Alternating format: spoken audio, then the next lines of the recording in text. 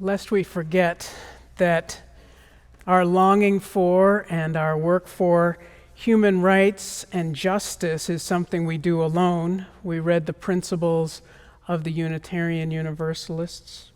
And now we will read an excerpt from the Universal Declaration of Human Rights proclaimed by the United Nations General Assembly on December 10th, 1948. Whereas recognition of the inherent dignity and of the equal and inalienable rights of all members of the human family is the foundation of freedom, justice, and peace in the world. Whereas disregard and contempt for human rights have resulted in barbarous acts which have outraged the conscience of humanity as a whole, and the advent of a world in which human beings shall enjoy freedom of speech and belief, and freedom from fear and want, has been proclaimed as the highest aspiration of the common people.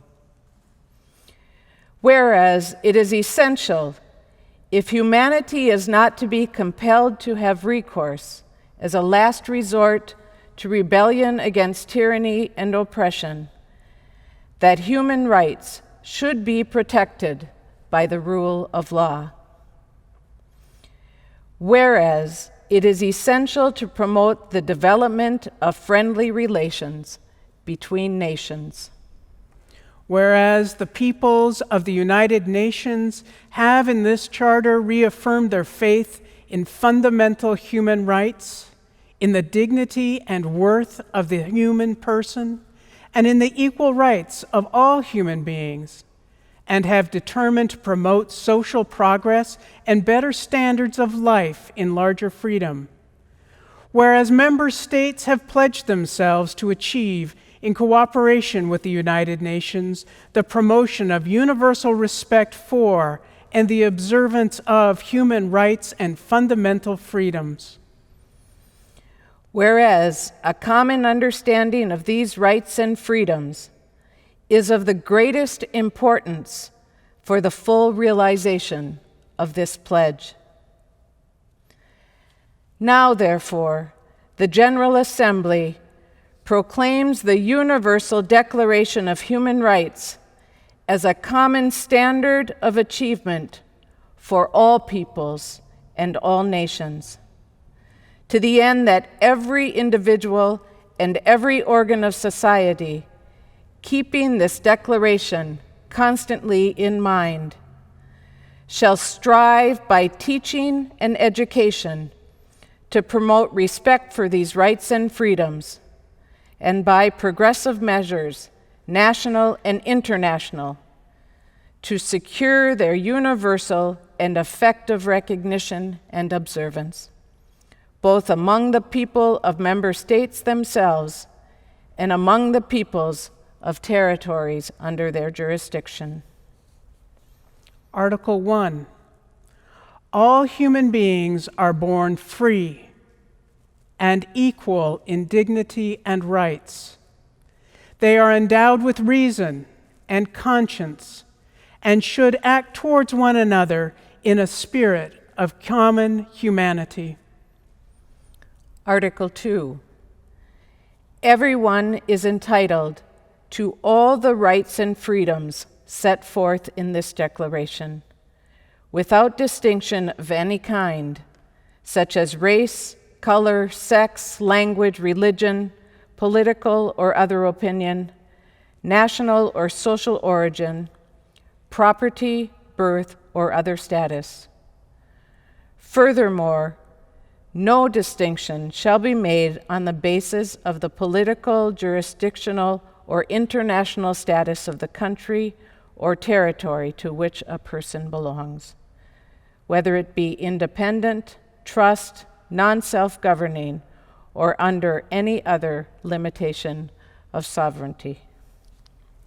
Article 3. Everyone has the right to life, liberty, and security of person. I am white. My skin is white. I am white. I didn't know where to begin this reflection. I was sitting with many books around me. I'd pick them up and I'd read some. I laid on the floor with the pen in the hand, and the words that came to me and wanted to be written down before anything else would come was, I am white. They are words I cannot forget or take lightly, just as I cannot forget the words that we just read in the Declaration of Human Rights.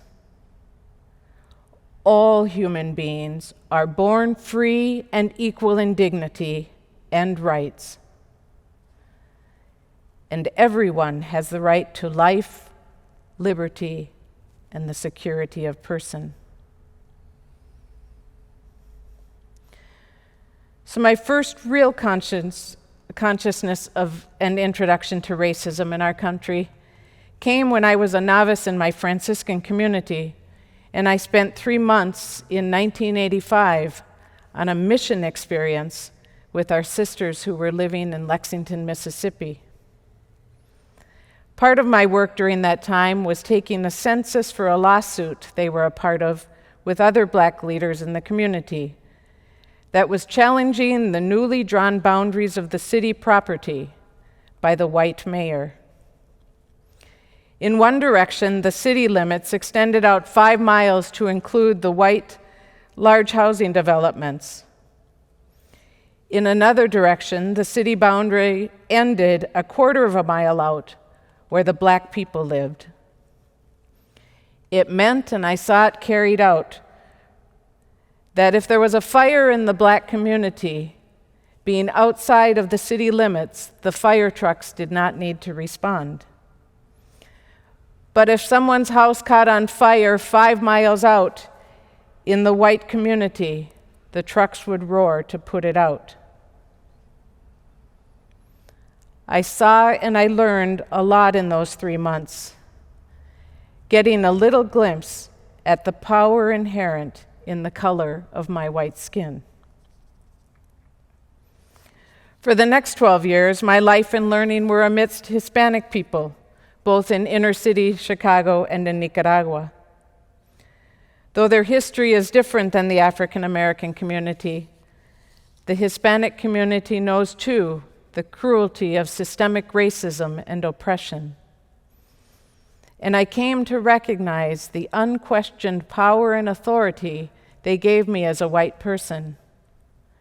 Not only a white person, but a religious white person. I was part of an institution that they were well conditioned to be submissive to give over their own authority to. After all, were we not considered closer to God? I look back on those initial experiences and recognize that a few scales fell from my eyes to see racism in action. But I know I did not really comprehend my place in it. I considered myself a good person. After all, wasn't I there in Mississippi on a mission experience as part of my path to give my life to the poor and oppressed? Didn't I choose to work in Chicago and Nicaragua, to live among the poor, to help them, to bear witness, to empower, to be in solidarity, to alleviate suffering, like Jesus and Francis did? I look at all those words right now, and they just don't cut it. As most of you know, I have now lived in the Tenderloin for more than 20 years. The Tenderloin, where there is a concentration of people living with the consequences of poverty and homelessness, where there are thousands of men, women, and children experiencing poverty and homelessness rooted in racism. A couple of weeks ago, when I was ill, Alex Starr read my reflection here at the service. I shared in the reflection of a morning in Nicaragua when I awoke and looked out into the barrio where I was living And I said to myself, I don't ever want to wake up where this reality of poverty and injustice, is not before me. That is true, but it is not just a nice altruistic desire. It requires an everyday yes from me if I am ever going to really get it. If I am ever going to really understand what keeps racism in place and how I am a part of perpetuating it in my very well-intentioned actions and ways of speaking and working every day. If I am really going to participate in addressing the poverty and injustice so visible in the Tenderloin and so many other parts of this country, I need to wake up and be engaged in places where I not only see, but I hear. I hear Ramu and Cheryl and George and Jackie and Ron and Stephanie, Roy and Selena and thousands of others tell me what it is to be Black in this city, in this country. I need to be challenged when I unconsciously protect and defend the nice white folks, whether they be doctors or ministers or nonprofit leaders, including myself, who are silencing or dismissing the experiences of people whose lives are damaged every day and for centuries. As faithful fools, we seek to be more than another kind and innocent and charitable nonprofit organization who wants to help poor people. Sitting near me in my pile of books when I was writing this was also an article from the 2001 UU World magazine. It was a magazine that was writing about community ministry and also on the work of as faithful fools. It was featuring the efforts of Kay Jorgensen as UU minister and co-founder of Faithful Fools. In the article, Reverend Dr. Paul Razor, a UU theologian, speaks of how our work reminded him of the Unitarian urban social ministries that go back to Joseph Tuckerman's work in the streets of Boston in the early 19th century. Buddy notes when speaking about Kay as a UU minister in this work, he said, "There's an important difference. Kay's ministry is important theologically because it reveals a tension in our UU history. Religious liberals have always been devoted to direct social action, yet they often identify themselves with the dominant middle-class culture, the very establishment they seek to change." Is that not the tension for many of us, as predominantly white-led religious institutions and nonprofits, many families and individuals? There is no getting around it that we have work to do, and the work is now. If we truly believe and are committed to constructing that world where all human beings are born free and equal in dignity and rights, and where everyone has the right to life, liberty, and security of person. As of tomorrow, it will be 70 days since George Floyd was murdered. I think about his death pretty much every day. And I think about the Black people who live in the Tenderloin and the poverty that dominates their lives. I know that poverty and racism is killing them just as surely as that white police officer killed George Floyd. Maybe more slowly, but just as certainly. When Carmen and I agreed to join you today, I knew that that I needed to talk about racism, but it hasn't been easy to figure out what to say. Mostly because I've been taught not to talk about racism. So when I started, I had to struggle with not coming up with answers or sounding like an expert, because I am neither, and I don't have answers. All I have is my lived experience as a white person born and raised in segregated communities, with advantages that never had to be named. I am so very aware that it is easy for white people, that it is not easy for white people to talk about racism, as you can see right there. It's not easy because I live in a culture that teaches white people that to even notice race is to be racist, or that if I even start to talk about race, I will surely say something wrong or hurtful, terribly stupid or ignorant, or even embarrassing. But I know that I have to start talking about racism, especially with other white people.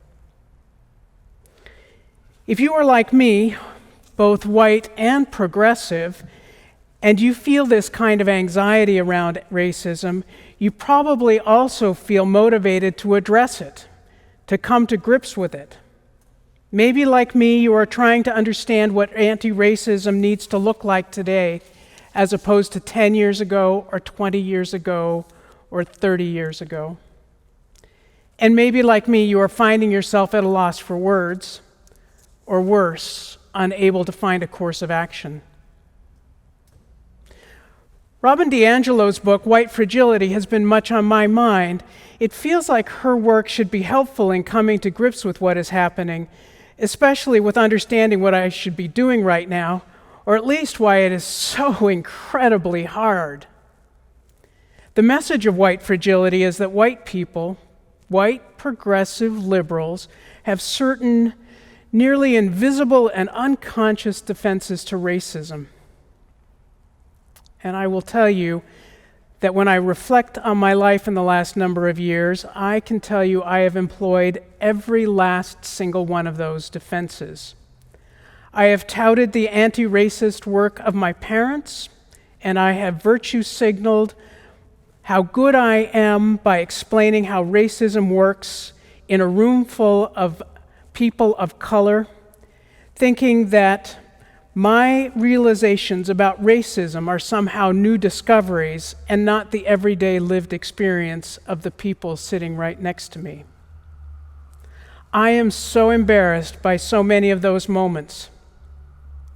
I know that I have said those things because I am looking for validation, because I don't want to be one of those people who acts out of implicit bias or racism, and I really don't want to be seen as a bad person. But you know, this kind of highly emotional defensiveness, this reactiveness, creates a smokescreen, and it obscures what's really important in this moment. If we are busy addressing our own anxiety and our hurt pride and seeking some kind of attention, then what we don't have to do is be accountable for the harm that is being done and continues to be done. And when I think about how I have expressed my whiteness as an anxiety and what that anxiety does to me, I begin to feel a real despair. How can we ever make meaningful, systemic changes if individually I cannot even change myself, get past my own defenses? A year ago or so, I came across a book called Until We Reckon by a woman named Danielle Sered. It's about her work in restorative justice, and it focuses on her experience doing that work in Boston. She describes how restorative justice can work, how it is different from punitive justice, and how it can be a response to the systematic impacts of racism on communities of color. Sered's work description of why punishment fails to address the damage done by violence resonated deeply with me and these struggles with racism. Punishment doesn't necessarily address the needs of the person who has been harmed. It might fulfill a desire for revenge, but it doesn't heal. Sured says that over the years, listening to survivors of crime, especially violent crime, talk often about what they need, and some common themes emerge when she listens. Of course, she says, not all survivors want the same thing or have the same experiences, but over time, listening to these themes proves instructive and helpful. Two of these very important themes that she found are that first, that people want to have the hurt and pain that they've experienced be acknowledged, not dismissed and excused away. They also want to know that they and the people that they love will be safe in the future. Her chapter in Praise of Accountability describes how holding an offender accountable humanizes both the offender and the survivor by telling the truth about what has happened, as well as laying the groundwork for changing the offender's behavior in a meaningful way. When I read that, it rung so deeply true.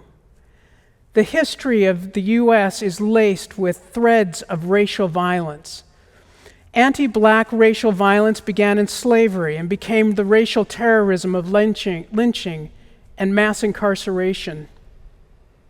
There is not a decade in our history without notable and horrific acts of racial violence and terror. As a whole, Americans are marked by these experiences, some as the targets of this violence and others as the perpetrators and beneficiaries of it. This violence haunts all of us. After reading that chapter on accountability several times over, a question arose for me. What if we apply this process of accountability to our experiences of racism? How would the experience of whiteness in America change? I went back and studied what accountability requires. In Sured's framework, it requires first the acknowledgement of what has been done and the impact of those actions. Such an acknowledgement hits at the core of white fragility. Rather than defending ourselves, we have to acknowledge racism in all its form, not why we did it, but the harm that it does. This means that instead of focusing on our own experience of privilege, we focus on the violence, implicit and explicit, that has been done in the service of racial domination. What would that mean? Well, it would mean, for example, if we look at school segregation today, which is as intense, if not more so today than it was in 1968 when I was a child, we would look not at the privileges and advantages of private schools, which is the primary mechanism by which school segregation is maintained these days. Instead, we would look at the high rates of detention suffered by African American boys in school. And we would find the right page. We would look at that impact of the detention on African American boys and how it sets them on a road to prison.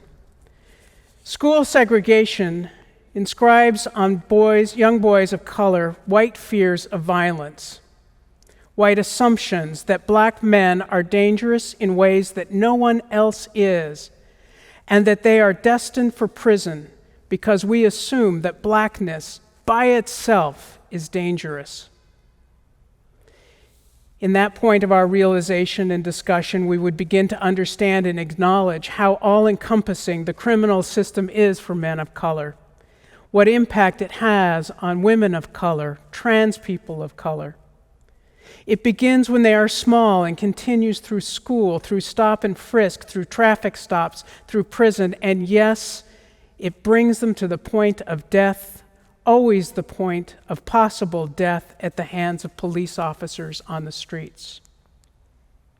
Imagine if right now we were listening to the mother or grandmother of an 8-year-old black boy describe her fears for him, the conditions he is facing in a segregated school, and what he suffers every time he is disciplined. Imagine we are not talking about white people, but listening to the experiences of black families. For me, in that moment, this is what happens. Who I am and what I have done is no longer the center of attention. In that moment, what matters above all else is that little boy and the people who love him. If we can collectively have moments like that, turning our attention away from our own whiteness and onto those who are being injured, destroyed, impacted day in and day out, then it becomes possible for us to take responsibility, to be accountable for our whiteness. In that moment, we would begin to see the individual lives that are shattered by racism. This is the magnitude. This is why we have to remember that image of George Floyd dying. We saw a unique human being, a man with a life and a family, be killed so casually by a police officer. We came to see that this system, the center of which is the criminal system, that defines all black men as dangerous, as human beings to be killed easily. And we want to say, this is not right. It is wrong. It should not have happened to George Floyd, a unique and precious human being. But there's a problem here, my friends. You are hearing all of this from me, a white person, not the mother or grandmother of an African American 8-year-old. For this conversation to become accountability, we have to have it with those who are harmed and injured and dominated by racism. We have to find a way out of the structures of segregation that keep us talking only amongst ourselves. This is the hardest thing of all for us to do, to break down the barriers that keep us so insulated and give us the choice to turn away when it gets hard. I have been living in the Tenderloin for 9 years, and still, every day, I struggle to overcome the structures of separation so I can be in relationship with the people who are around me. Those are structures that keep black and white segregated. As an individual, I can only do so much. I can show up, I can advocate, I can step back, but I cannot stop the arrests. I cannot provide housing. I cannot undo the trauma of generational poverty and racism that keeps the people I care about from being free. And if those things don't change, we cannot, the people that I live amongst, we cannot have relationships based in human dignity and equality. I will always be the white person with power to be feared or manipulated or used, and the black people around me will be subject to white domination. This is what will keep us separated.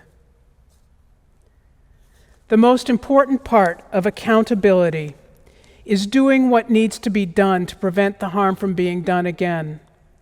For an individual who has committed an assault, the process of accountability may include anger management and other behavioral treatments. But for a society with more than 400 years of violent history to account for, it's going to take much more. As a white person, I have to step out of individual regret and turn to collective accountability. If we are to tell black and brown people they are safe from future violation, we have to move beyond our individual fragility and into communities of relationship so we can engage in meaningful accountability. And this, it has to be structurally done through institutional action. Maybe, for example, it could happen through churches. Can you imagine with me a predominantly white church seeking relationship with a predominantly black church for the purpose of accountability? That would require a certain amount of courage as well as a great deal of humility. It would require risking of rejection and embarrassment. What a forthright conversation that would have to be. We want to listen. We need to listen. We need to understand your experience. We know we have to be accountable, and it's going to be hard work to do so, and we need you. If we did that as white people, we would then know what to do to end racism. We would know it then because in that relationship, we would be committed to the well-being of those who have lived for generations with violent racism. Our lives would be bound up together. We would not cease to be white, not at all, but our whiteness would become less and less the center of attention. Around the Fools, we often ask, how is my liberation and well-being bound up with yours? Through a process of truth and reconciliation, which is just another name for accountability, we would have to become honest. And then we could find a path, one step at a time, out of the separation and segregation of white fragility and into accountability and community. And then we would be one step closer to that world in which all of us, every last one of us, would have a right to life and liberty and most especially security of person.